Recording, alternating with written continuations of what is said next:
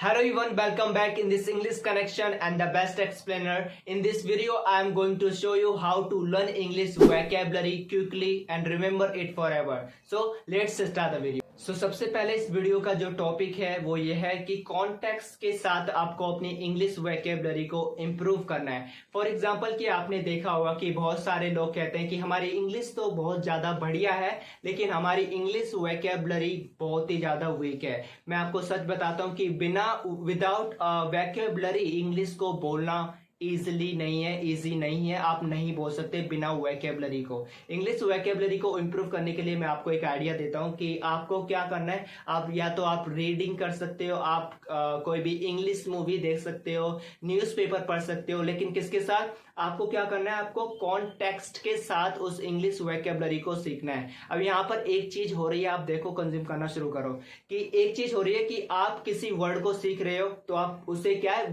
Picture के साथ देख रहे हो।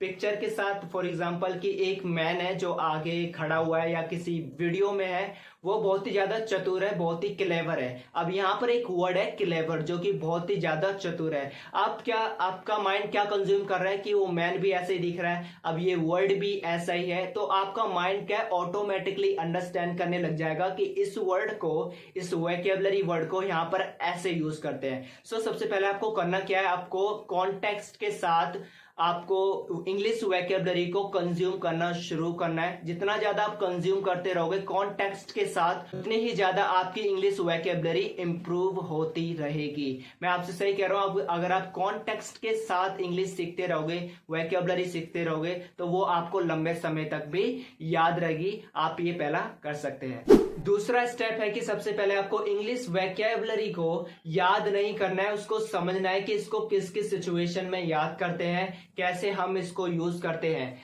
अब याद करने के लिए आपको क्या करना पड़ेगा, यहाँ पर मैं आपको बताता हूं कि याद करने के लिए सबसे पहले आपको उस वर्ड को अपनी नोटबुक में लिख लेना है। जब तक कि वो वर्ड आपके माइंड में बैठ ना जाए, जब तक आप उसको बोलते रहो, आपको उस वर्ड को अलग अलग सिचुएशन में यूज करना है कि इस वर्ड को मैं इस सिचुएशन में याद कर सकता हूँ, इस सिचुएशन में इस वर्ड को यूज कर सकता हूं, यहां पर मैं इसको बोल सकता हूं। तो एक वर्ड को आप कितनी बार मेडिटेट करोगे एक दिन में, जब तक कि वो आपके दिमाग में बैठ ना जाए। तो यहां पर जब आप इंग्लिश कॉन्टेक्स्ट को कंज्यूम करते हो तो वहां पर देखो बहुत सारे इंग्लिश वोकैबुलरी वर्ड होते हैं। उन वर्डों को आप अपनी नोटबुक में लिख सकते हैं, जिस पर आप क्या कर सकते हैं, आप मेडिटेट कर सकते हैं और उनको इजीली क्या याद कर सकते हैं। आपको यह भी पता चलता रहेगा कि इन वर्डों को कैसी कैसी सिचुएशन में याद करते हैं, कैसे कैसे बोलते हैं। जब आप उनको कंटिन्यूसली आप बोलते रहोगे तो वो आपके माइंड में ऑटोमेटिकली बैठ जाएंगे और वो आपको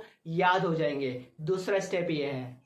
जो थर्ड स्टेप मैं आपको बताने वाला हूं, ये लास्ट स्टेप है। फॉर एग्जांपल कि आपकी फैमिली में आपके फादर, आपकी मदर, आपके सिस्टर, आपके भाई होंगे, उनके साथ आपको क्या करना है, जो इंग्लिश वर्ड जो आपको मैंने बताए थे, आपको कैसे उनको याद करना है। उनको क्या है, आपको इंग्लिश कम्युनिकेशन में आपको उनको यूज करना है। अपने भाई के साथ, अपनी बहन के साथ, किसी के भी साथ उन वर्डों को यूज करना शुरू करो कि इस सिचुएशन में इस वर्ड को यूज करते हैं। जब आप उन वर्डों को स्पीक करते रहोगे, बोलते रहोगे, तो आपकी टंग पर ऑटोमेटिकली आते जाएंगे, आपको याद होते जाएंगे। तो ये लास्ट स्टेप था। आपको ये वीडियो कैसी लगी तो लाइक करें, शेयर करें और जल्दी से बेल आइकन को क्लिक करना ना भूलें। And thank for watching.